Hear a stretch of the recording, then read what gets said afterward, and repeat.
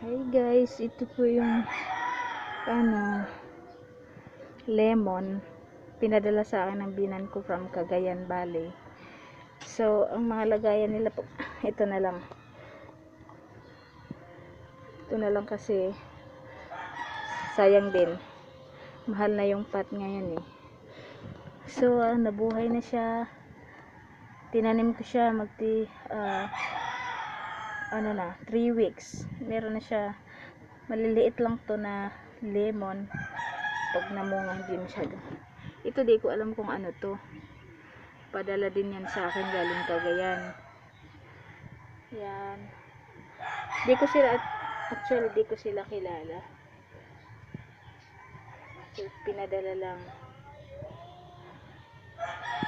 Di ko alam kung sa amin parang ano to eh, iwan ko kung namumulaklak siya. Tapos ito, yan.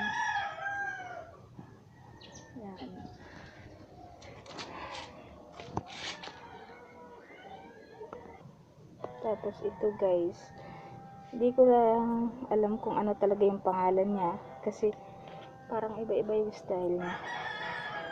Galing yan sa Cagayan, pinadala sa akin ng binan ko. Yan. Tsaka ito. So, wala akong idea kung anong pangalan nila. Yan. Pero ito maganda daw. Meron akong 3 nito sa loob ng bahay nakalagay. Tapos ito. Ito, alocasia. Ewan ko kung anong pangalan nito. Tawag ko lang dito, gabi. So, meron na siyang anak. Pang-4 na to niyang anak. Pero yung isa, binigay ko na sa kapitbahay. Ito, di ko rin alam kung anong pangalan nito. Pero ito parang may ano na siya eh. Anak na siyang, tutubo na siyang isa. Ito, nilagyan ko ng laruan ng yung mga bato na kulay. Kaso pinagkukuha ng mga bata, nilalaro din. Yes. Ano to sila, 4. Yung ganito. Yung mga lagayan ko is ito lang, kasi sayang naman kung itatapon. Maganda sana yung may kulay, yung totoong paso. Kaso ito, maganda na rin to para mapakinabangan. Ito, di ko alam kung ano to, basta pinadala lang to. Pati ito, akala ko nga dati talong. Ay, hindi. Ito, namumulaklak daw to eh. Ewan ko kung ano yan. Nabuhay na siya. Ito yung binigay sa akin ng kapatid ko. Then ito, meron din siya. Then ito, ewan ko, basta tinanim ko lang siya, galing siyang Cagayan, pinadala sa akin. Ito yung rose. Maliit lang yung tinanim ko. Ngayon bubulaklak na siya. Ilang beses na siyang namulaklak, diba? Tapos gumupit ako ulit ng branch niya. Ayan 2 weeks lang yan, pero nagdahon na. Iwan ko lang ito kung mabubuhay ito. Yun, di ko alam kung ano yun. Akala ko mangga. Hindi ko alam yun kung ano yun. Basta tinanim ko na lang kasi pinadala sa akin.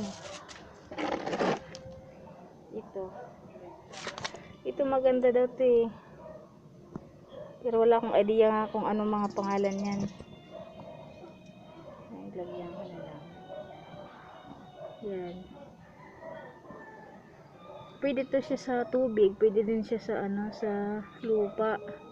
Kasi nang nilagay ko siya sa tubig, binili ko siya ng December 31.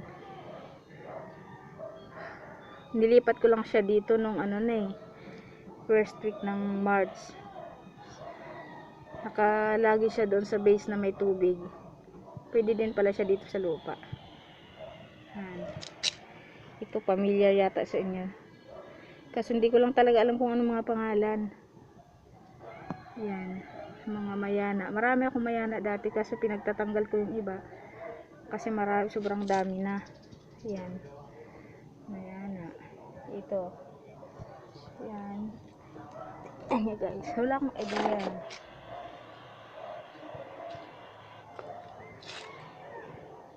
Aayusin ko pa yan.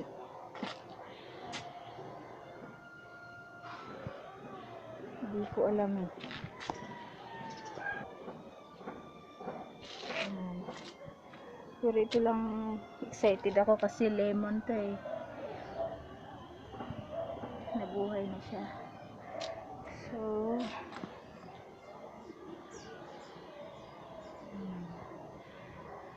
yan lang siya guys.